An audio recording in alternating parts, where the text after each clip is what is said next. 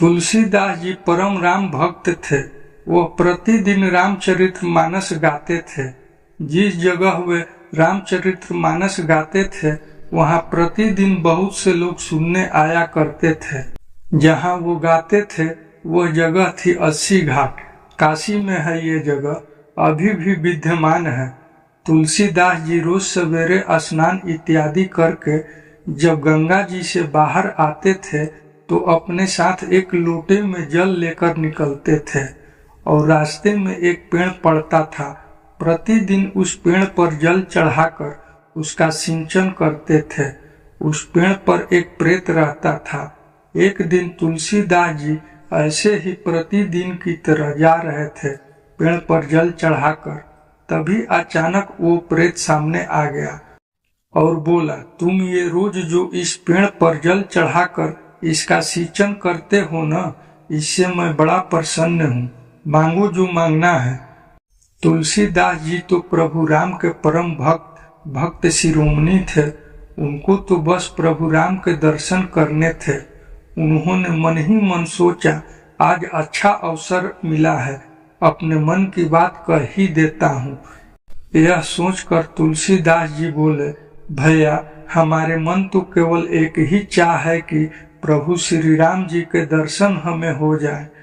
राम की कथा तो हमने लिख दी है, गा दी है, पर दर्शन अभी तक साक्षात नहीं हुए हैं। हृदय में तो होते हैं पर साक्षात नहीं होते हैं। यदि दर्शन हो जाए तो बस बड़ी कृपा होगी आपकी। ये सुनकर प्रेत कुछ सोच में पड़ गया और बोला, अगर मैं प्रभु श्री राम जी के दर्शन करा सकता तो स्वयं दर्शन करके प्रेत योनि से मुक्त ना हो जाता। तुलसीदास जी बोले, फिर भैया हमको कुछ नहीं चाहिए। तो उस प्रेत ने कहा, सुनिए महाराज, मैं आपको दर्शन तो नहीं करवा सकता, लेकिन दर्शन कैसे होंगे उसका रास्ता आपको बता सकता हूँ। तुलसीदास जी बोले कि ठीक है, बताइए। फिर प्रेत ने कहा, आप जहाँ पर कथा कहते हो बहुत सारे भक्त सुनने आते हैं। अब आपको तो मालूम नहीं, लेकिन मैं जानता हूँ आपकी कथा में रोज हनुमान जी भी सुनने आते हैं। मुझे मालूम है हनुमान जी रोज आते हैं और हनुमान जी ही हैं जो प्रभु के दर्शन करा सकते हैं। इस पर तुलसीदास जी बोले, मैं उन्हें कैसे पहचान पाऊंगा। प्रेत ने बताया कि सबसे पीछे कम्बल ओढ़कर एक दिनहीन कोढ़ी के स्वरूप में व्यक्ति बैठता है, उनके पैर पकड़ लेना, वो हनुमान जी ही हैं। तुलसीदास जी बड़े खुश हुए और वहां से खुशी खुशी प्रभु दर्शन की इच्छा मन में लिए चल दिए कथा सुनाने 80 घाट पर। आज जब से कथा शुरू हुई तुलसीदास जी की नजर उसी व्यक्ति पर है कि वो कब आएंगे। और जैसे ही वो व्यक्ति आकर पीछे बैठा तो तुलसी जी अपने आसन से कूद पड़े और दौड़कर जाकर चरणों में गिर गए। वो व्यक्ति बोला कि महाराज, आप व्यास पीठ पर हो और मेरे चरण पकड़ रहे हो। मैं एक दिनहीन कोढ़ी व्यक्ति हूँ। मुझे तो ना कोई प्रणाम करता है और ना ही कोई स्पर्श करता है। आप व्यास पीठ छोड़कर मुझे प्रणाम कर रहे हो। तुलसीदास जी बोले कि महाराज, आप सबसे छुप सकते हो, मुझसे नहीं छुप सकते हो। अब आपके चरण मैं तब तक नहीं छोड़ूंगा जब तक आप प्रभु श्री राम से नहीं मिलवाओगे। जो ऐसा कहा तो हनुमान जी अपने दिव्य रूप में प्रकट हो गए। आज तुलसीदास जी ने कहा कि कृपा करके मुझे प्रभु श्री राम जी से मिलवा दो। अब और कोई अभिलाषा नहीं बची है। राम जी के साक्षात दर्शन हो जाए। हनुमान जी, आप तो राम जी से मिलवा सकते हो, अगर आप नहीं मिलवाओगे तो कौन मिलवाएगा। हनुमान जी बोले कि आपको राम जी जरूर मिलेंगे और मैं मिलवाऊंगा, लेकिन उसके लिए आपको चित्रकूट चलना पड़ेगा, वहां आपको भगवान मिलेंगे।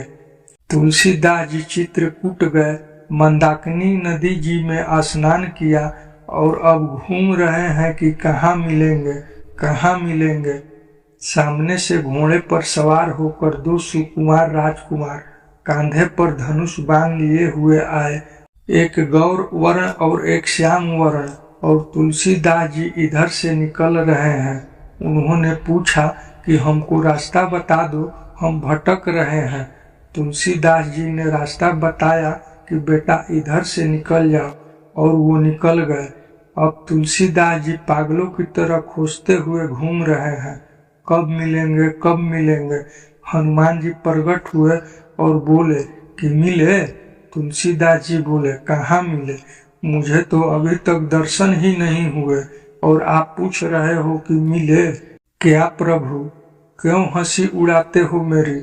इस बात पर हनुमान जी बोले कि मैं हंसी नहीं उड़ा रहा आपकी, अभी जो 2 राजकुमार आपसे रास्ता पूछ रहे थे वही तो रघुवीर और लक्ष्मण जी थे।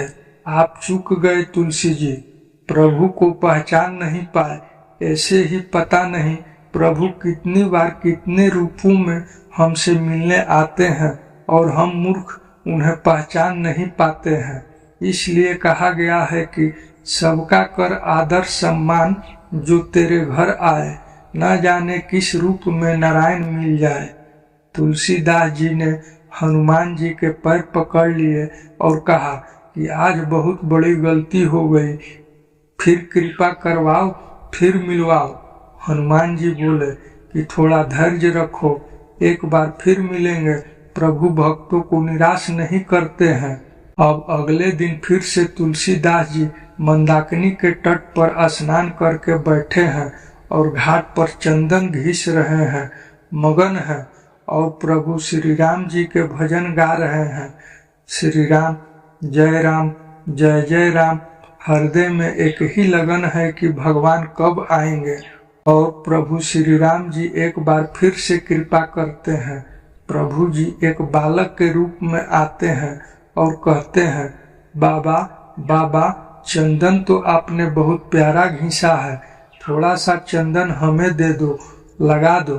तुलसीदास जी को लगा कि कोई बालक होगा, चंदन घिसते देखा तो आ गया, तो तुरंत लेकर चंदन प्रभु श्री राम जी को दिया और प्रभु श्री राम जी लगाने लगे।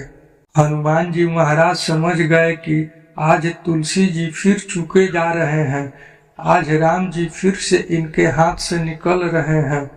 तभी हनुमान जी तोता बनकर आ गए और घोषणा कर दी कि चित्रकूट के घाट पर भय संतन की भीड़, तुलसीदास चंदन घिसे तिलक देत रघुवीर।